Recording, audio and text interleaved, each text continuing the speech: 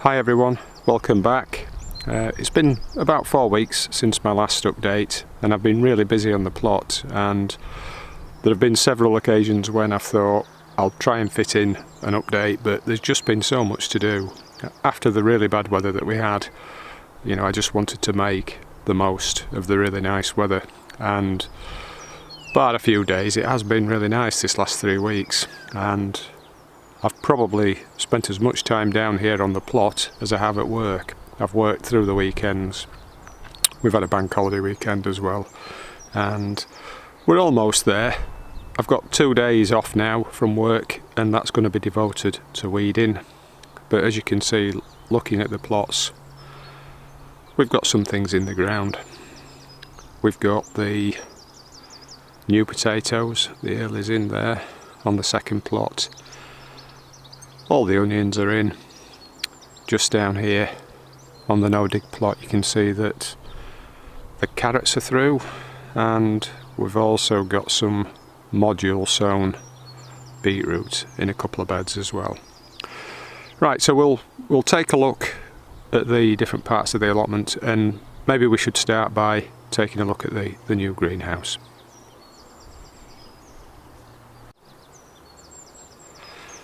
Well, it was 2 years in the making, as it were. 2 years in the garage, 2 years since I dismantled it, but the 16-foot by 8-foot greenhouse is finally here on the plot. It took quite some putting up, I can tell you. Took about 35 hours, and part of that time was devoted to levelling the base. But it's so big and there's so much to it that it took quite a while. And I'll pop a picture-in-picture link to the update where I took down the greenhouse.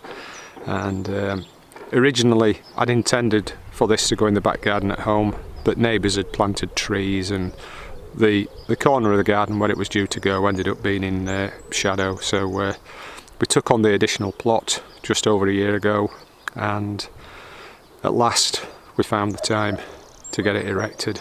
And I think it's probably the best of the 4 greenhouses now. We'll take a look at it inside. Right, so we'll take a look inside the greenhouse. It's got twin doors at the front, which is really good for access, and it's got twin doors at the back as well into the hot room. So it feels a nice airy greenhouse. It's 8 foot wide, and so we've got a 10-foot by 8 at the front and 6-foot by 8 at the back. So the hot room's like a greenhouse in its own right in terms of size. But the most noticeable thing really about having the 2 different sections is the dramatic difference in humidity and temperature. It's 8 o'clock and it's probably only about 10 or 11 degrees outside. A very bright day though. And that's the thing that makes the difference, obviously. When you walk into the greenhouse, the first section is probably about, I don't know, maybe 21, 22, something like that degrees. But when you walk into the back, because there's no ventilation, it really is so much warmer. It must be 30 degrees in here already, and as I say, it's only 8 o'clock. So it's like walking through 2 or 3 different time zones from outside to the first section to this section. And this is where I've chosen to put my sweet corn. I've got some sweet corn in the first section as well, but I thought I'd utilise the shelving that's here. And I've put them here because the germination's been really poor this year. I sowed about 120, 130 sweet corn, and I'll be lucky if I get a third germinate. And it's a couple of weeks since I put the sweet corn in, and as you can see, not very many at all have come through. But I'm hoping in the back here that we might see a few more. Everyone counts really. I might end up with about 40 or 50 sweet corn. I've also potted on my peppers at the bottom there. They're only mild to moderately hot peppers. I've got my cucumbers in as well, and this year, for the first time in many years, I've had to buy the cucumbers because with the weather that we had at the start of the season, they just didn't germinate. and then I re-sowed, and the few that did germinate, well, they just died off. Also got a few tomatoes in here, and these are just tomatoes that are spares, and these are going to friends and acquaintances. So that's the rear room, and in the front I've brought in I think I've got 6 pots of potatoes here. I believe there are about 4 pots of earlies, and there are a couple of lates. I think I might put a couple of King Edward, 2 Charlotte and 2 Kestrel.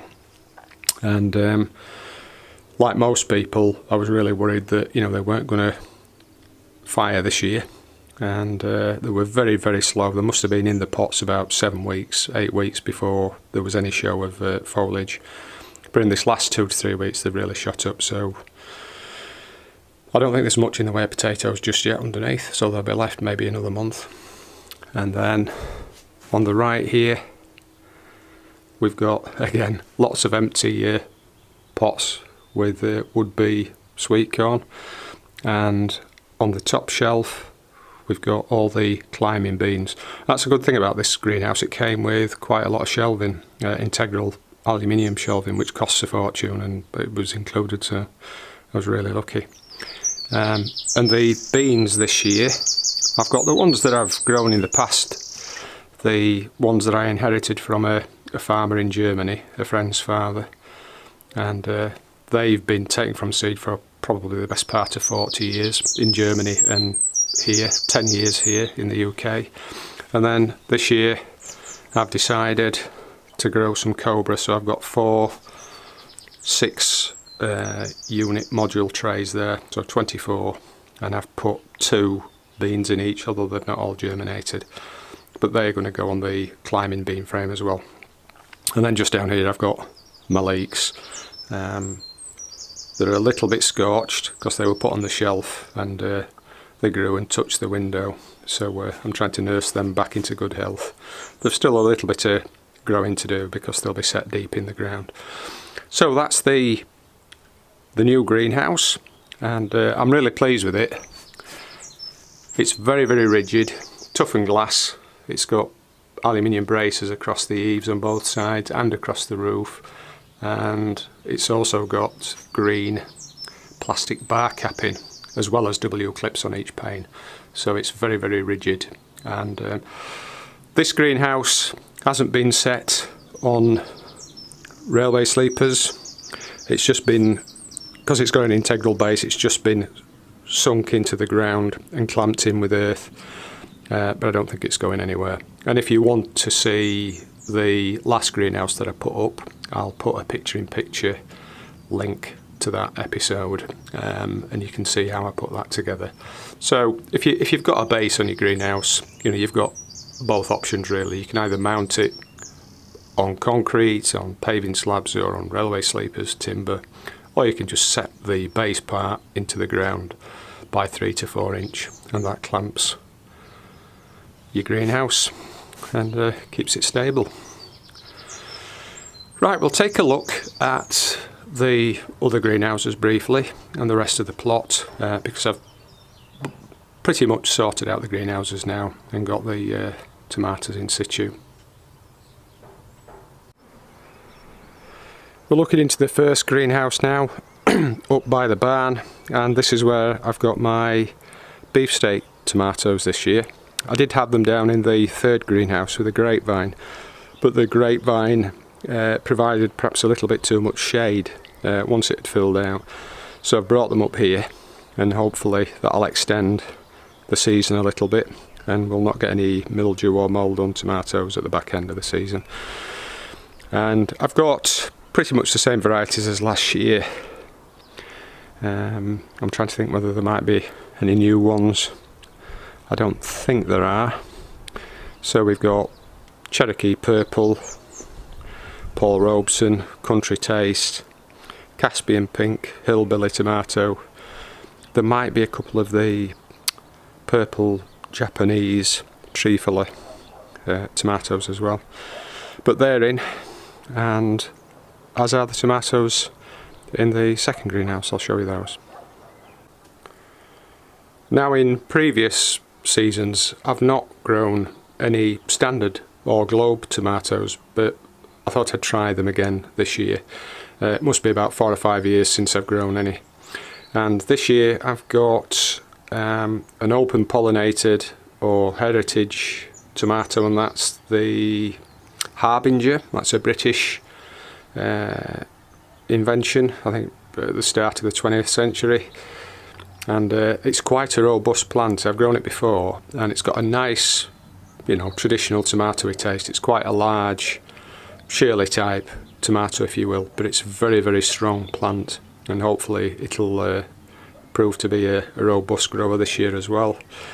I've also got, I think it may be classed as a beefsteak, but it's called Boxcar Willie, and that's from America, but it's a smaller beefsteak. And I think we might also have a few odds and ends as well in here. Yeah, I think we've got the green zebra. What else have we got? Pink Berkeley tie-dye and a pink ox-heart. That's the heart-shaped one.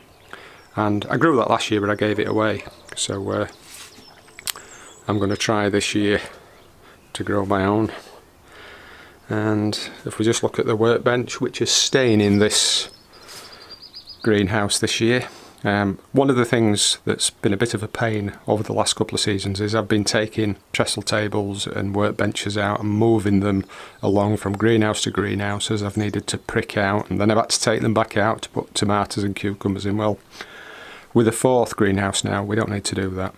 So this greenhouse, this is the 8x8, this is going to have this workbench in here throughout the season, just as the new one is going to. So we'll have 2 working areas, 2 working greenhouses through the season, if we want to prepare you know, modules or second sowings of different veg and what have you.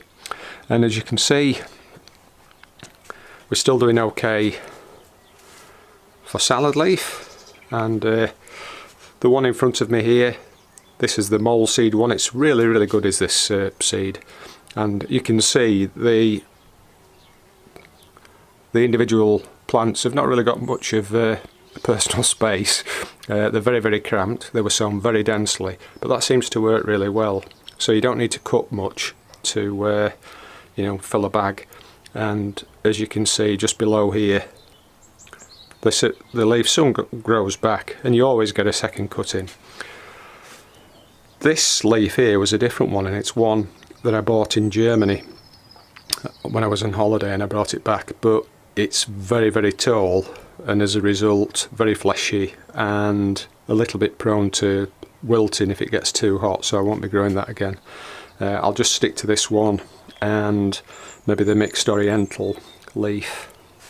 And I've sown 2 more trays of the mixed red and green over here, and then on the bottom level, sorry about the sun, it's really, really bright today, we've got squash, we've got the Oshiki curry, we've got the hunter butternut squash, and then we've probably got about 6 or 8 courgette, 2 different varieties, I can't remember the names. There's like a lime green one and a dark green one. And then to the side here we've got the banana shallots, and again, germination wasn't brilliant, but I think that may be down to the weather this year, but we should have enough to keep us going through the winter.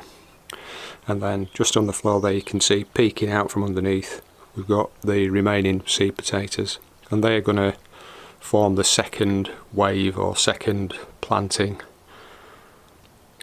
maybe at the start of June into the middle of June. Right, so that's the second greenhouse. We'll take a look at the 3rd greenhouse, and we'll see what's going on there. 3rd greenhouse is populated by even more tomato plants, and these are the cherries, and we've got a mixture. We've got Sungold, Zakura, I think Sun Baby and Black Cherry. There might be one green grape in there as well, but they're all potted on. It took me a full day to do all the, probably about 8 or 9 hours to pot all the, mix the potted mixture and get them all tucked away. And on the right, for the time being, we've got a trestle table. This will be coming out. This is probably the only one that will move around. But for the time being, it's still a pricking out workhorse. And as you can see, we've done some pricking out. We've got more to do. We've got a mixture of greyhound, purple sprouting broccoli. We've got the sprouts here that need to be pricked out today, and then just here is the first year that I've grown them. I've got some gherkins, and I've not decided where to put them yet, but they'll probably need pricking out as well. I have sown some more brassicas as well, January Kings, my first kohlrabi as well. It's taken a while to fit all this in, because in addition to trying to maintain the plot and build the new greenhouse, obviously I've had to sow and prick it out, pot on and plant out, and the weather's held everything back, so you know, all of this has been sort of bunched together really. But that's the third greenhouse. So we've seen all 4 greenhouses now. If we take a look outside, we're on the 3rd plot. 4 plots now, a greenhouse on each one, and as you can see, the rhubarb has gone berserk. We've taken a wheelbarrow full off already. I think we've taken about 30 3-foot long stalks, and well, and I've actually taken 4 seed heads out as well, because it was about to go to seed, so we need to take more off. And we've already given a wheelbarrow full away and had several crumbles. The flower bed is still waiting on the dahlias. We left gladioli in the ground and they're just starting to come through. You can see over on the last bed there on the right, we've got our main crop potatoes. We've got a couple of beds covered with manure and covered with black sheeting, and they're going to take brassicas and sweet corn. The broad beans bounced back, as many viewers said they would, and we'll take a look at those. Well, I think bounce back is a bit of an understatement, because they're about 3'6" tall now, and the ones that were really damaged by the wind, the snow and the frost, they obviously are a little bit more meagre in appearance, but they've still got flowers on, so it looks like we'll still get a decent crop. And I wasn't very hopeful at the time when the snow broke all the tops off this second couple of rows here on the right, but as I say, they're pretty resilient, so I'm convinced, I think, that we'll plant them again, or sow them again, come October, November this year, and let them overwinter. We had a particularly harsh and long winter, and they're still going to provide a decent crop, I think, so definitely to be done again. Well, I'm going to call a close to this update now. It's just been a review of what we've done over the last 4 weeks since the last update, and I'll finish with a sweeping pan across all 4 plots, so you can get an overview of how things are looking. Okay, thanks very much for watching and subscribing, and I'll try and get another update on, hopefully within a week or 2. Take care, all the best.